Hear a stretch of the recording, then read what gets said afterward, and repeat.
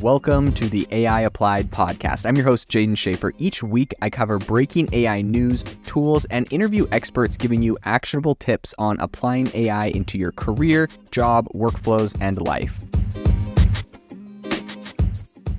Make sure that you go to aibox.ai, link in the show notes, to join the waitlist for our new AI platform. We're going to be launching an incredible platform that allows you to build anything you want with workflows in AI. So you're able to chain together ChatGPT and image generators and audio generators to make really powerful apps for your organization, or you can host them on our marketplace and actually generate royalties from them. So make sure to go to aibox.ai and join the waitlist. In addition, if you like the podcast, if you could do me a massive favor and please leave us a review on Apple or Spotify or wherever you listen to your podcast. This helps me be able to get better guests on here as they check the reviews to see how you guys are liking it. So if you could please do that, I would really appreciate it. Today on the podcast, we are going to be talking about some recent advancements and announcements that Google has made about integrating AI into their search engine. Today, they had their big Google I/O conference. They announced all of the ways they're incorporating AI into all of their platforms and tools. And it looks like Google is doing a massive play to try to really incorporate AI into everything they're doing.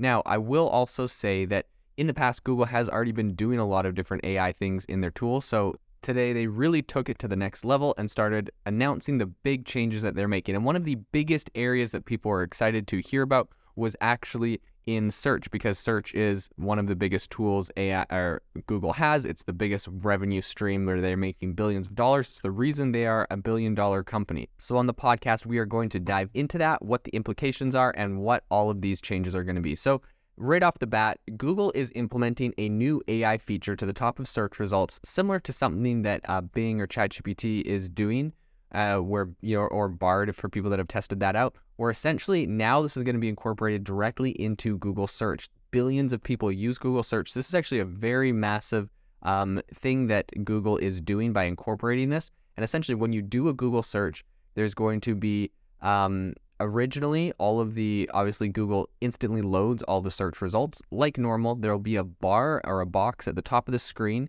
that says AI is that they're just testing this out at the moment, and after a second it loads and it generates essentially what you'd get out of ChatGPT if you asked it the same type of question. Now, the results are slightly different because Google does have underlying callouts to web pages where it's sourcing the information from.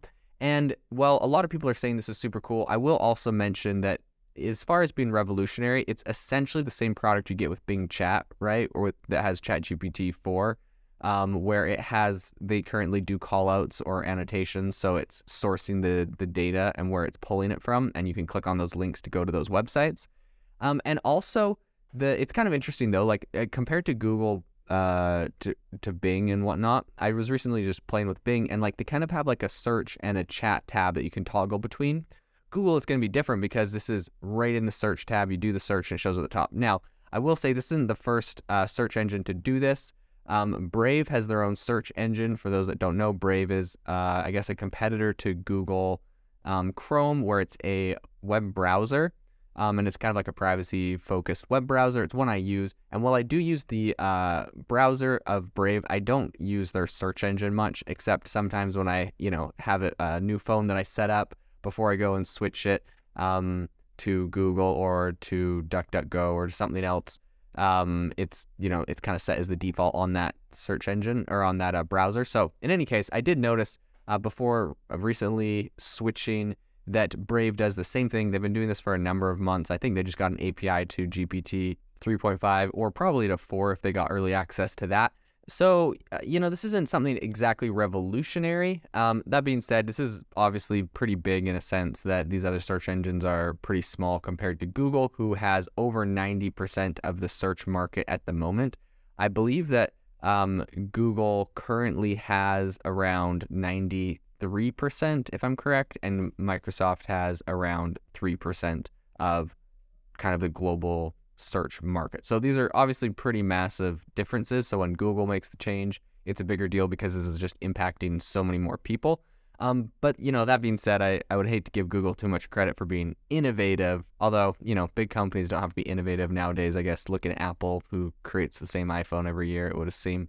So anyways, And that's another topic. But other things that Google is currently doing right now with their search to try to make this a powerful tool is a sense that, they have this kind of AI feature at the top, but it doesn't mean that they're always going to be showing it. And so they have an algorithm, or I guess AI now. I'm just assuming we're going to change the word algorithm to AI nowadays. It seems like AI is the new trendy word. Instead of saying, they have like a coded algorithm to do something, they just trained an AI to get you your results or decide what you want.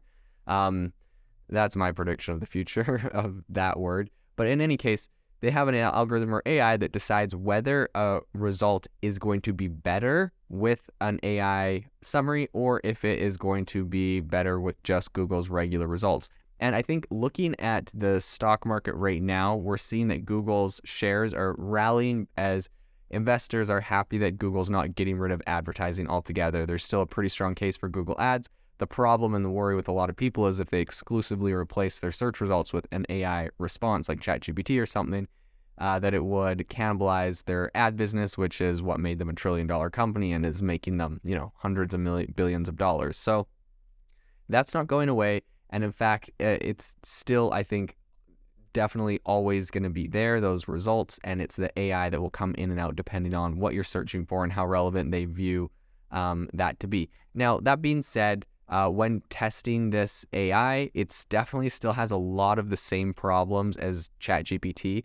And I think this is one of the negatives, I would say, in Google's court right now, is the fact that they said they were slow walking this AI because they wanted to be more safe and thoughtful than ChatGPT that rolled it out super fast, and it has issues, it hallucinates and it makes up false information and stuff like that.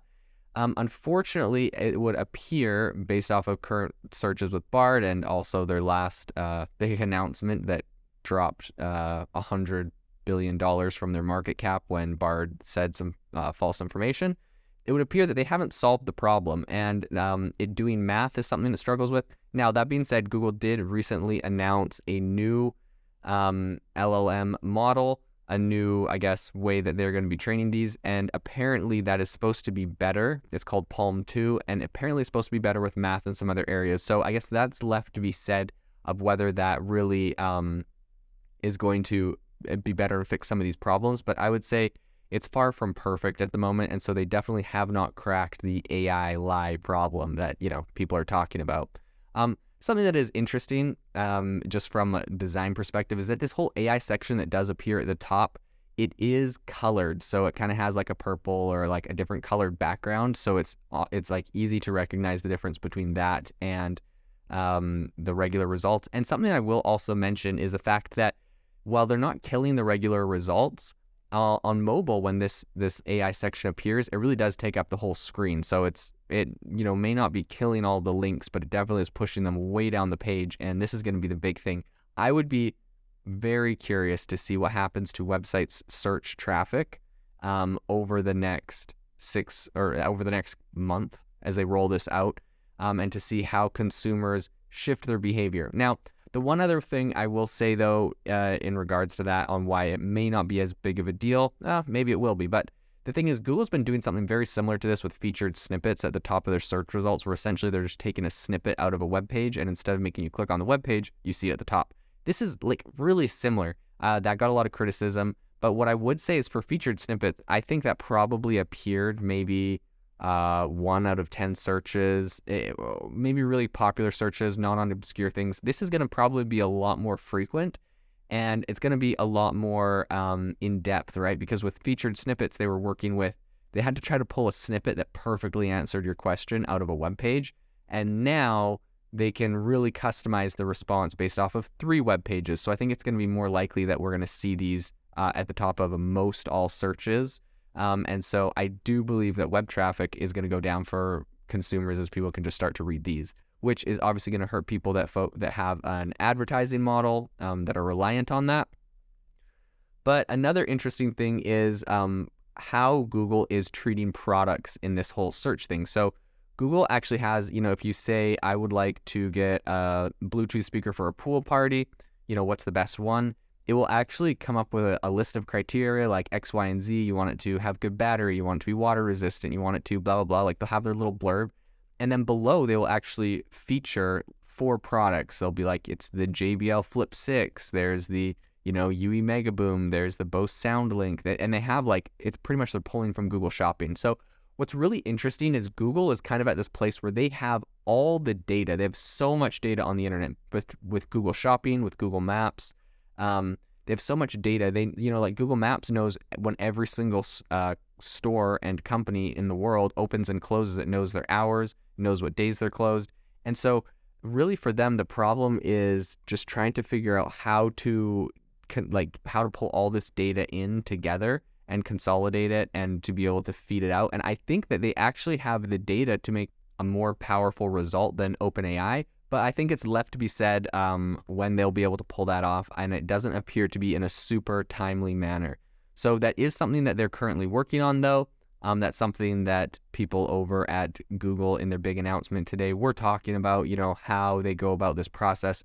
And they're trying to go full in on AI to stay up with what consumers are looking for and not to get left behind by ChatGPT. But that being said, of the dozens of new AI features they announced today, there is only a handful that are actually live, and the rest they say are coming in the coming months. So it's kind of like Google at the beginning of the year bought time by saying, okay, we're going to make all the big AI announcements at Google I/O in a few months, and then now that the announcement time has come, they'll say, okay, these things will be rolling out in a few months. So I feel like they definitely are not the fastest at pulling this stuff out, and I think the idea is that they're being more thoughtful about it, but I really think it's going to be left to said if they're being more thoughtful or if they're just being slow and going to get left behind by a lot of these companies that are front running some of these really similar tools.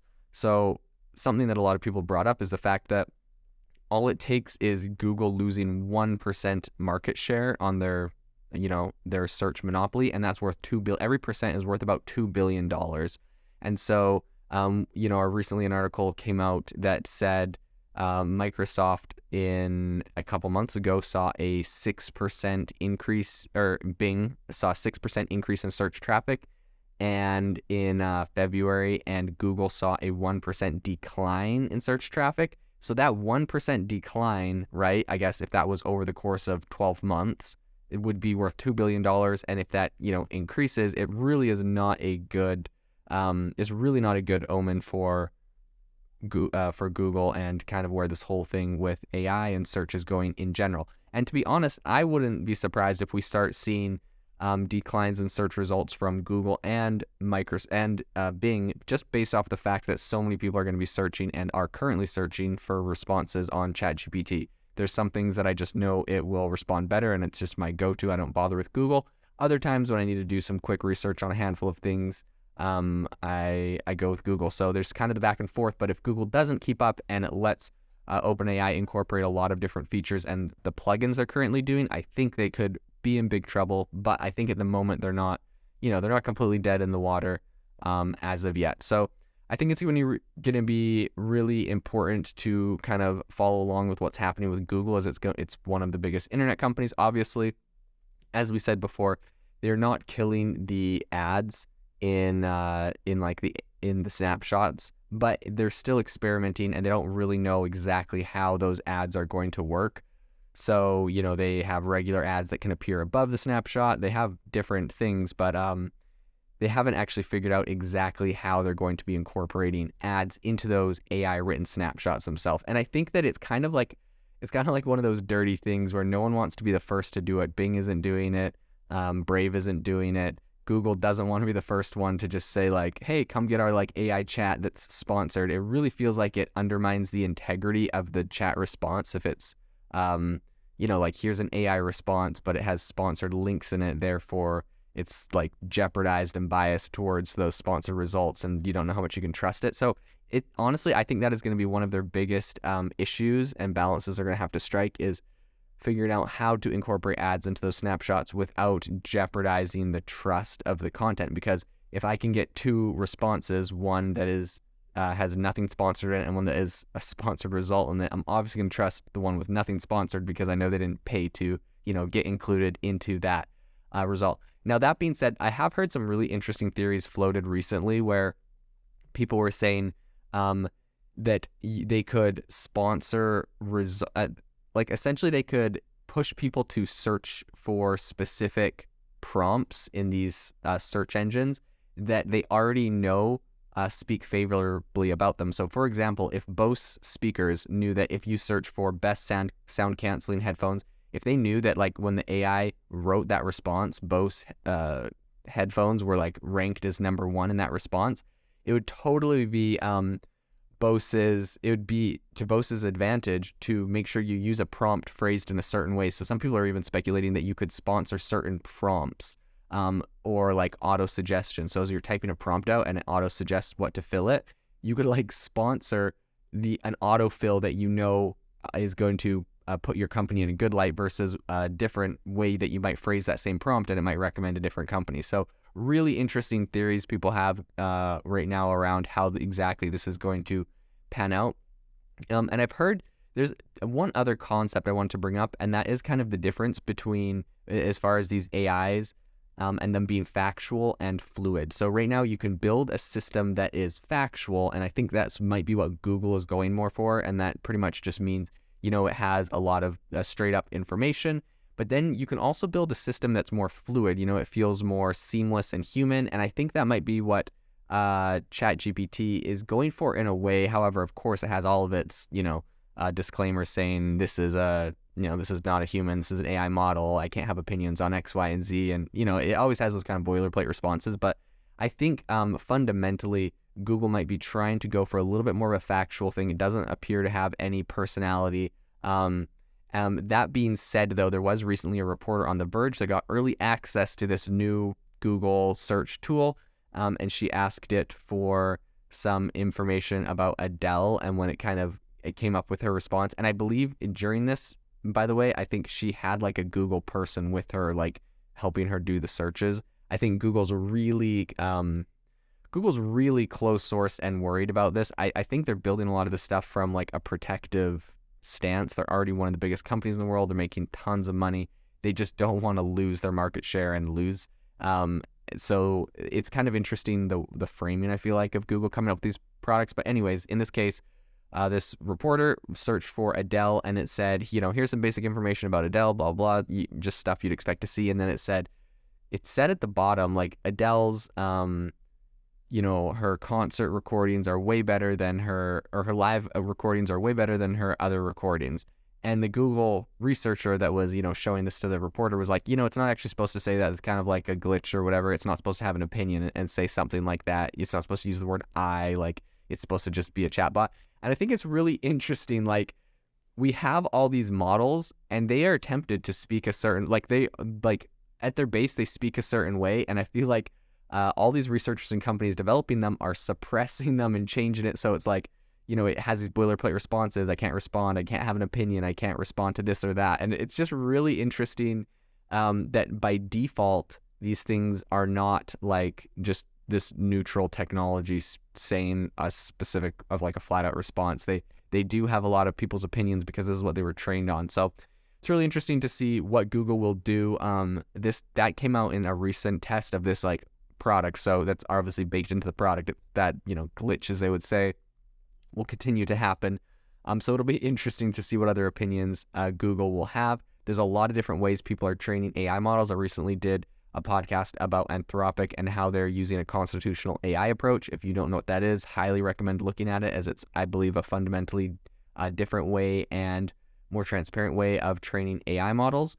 So it'll be interesting to see if Google ends up adapting something like that, or if they're continuing with kind of the big wide open net that it would appear OpenAI is using. So it'll be interesting to see how this continues to evolve for Google and the world, but this is definitely big news, as we are now about to enter a phase where over 1 billion people are going to be searching with Google and are going to be seeing AI results every single day. If you are looking for an innovative and creative community of people using ChatGPT, you need to join our ChatGPT creators community. I'll drop a link in the description to this podcast. We'd love to see you there, where we share tips and tricks of what is working in ChatGPT. It's a lot easier than a podcast, as you can see screenshots, you can share and comment on things that are currently working. So if this sounds interesting to you, check out the link in the comment. We'd love to have you in the community.